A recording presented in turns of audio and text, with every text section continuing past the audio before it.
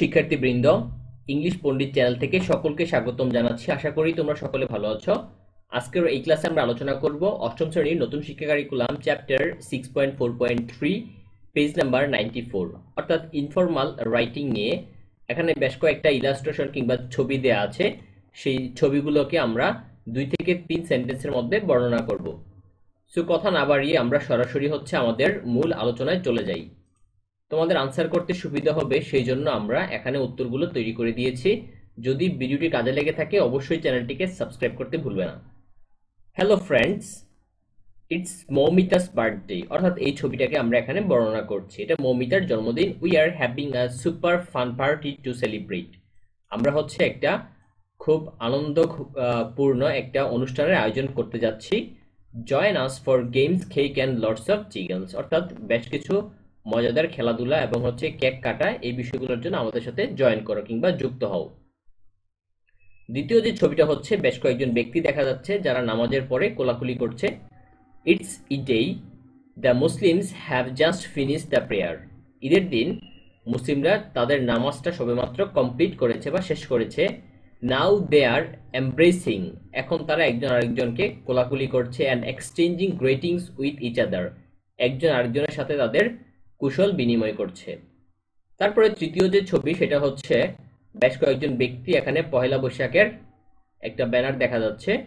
Poila Baishakh is a national festival in our country. Poila Baishakh আমাদের একটা জাতীয় উৎসব।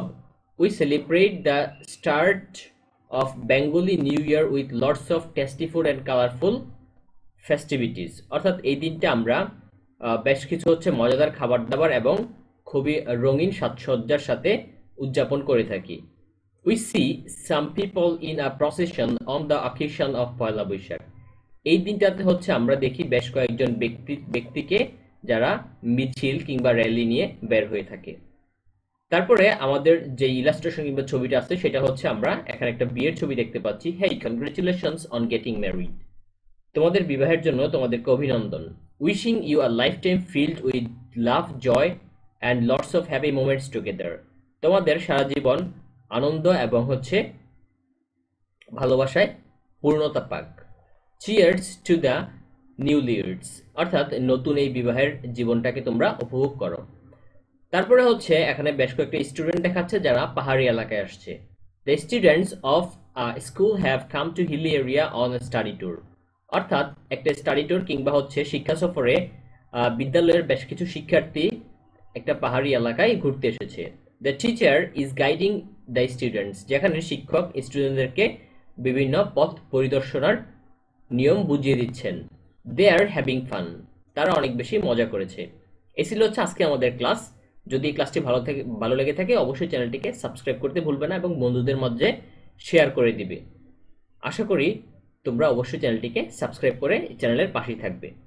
পরবর্তী ভিডিওর আমন্ত্রণ জানিয়ে আজকের মতো এখানে শেষ করছি। আল্লাহ হাফেজ।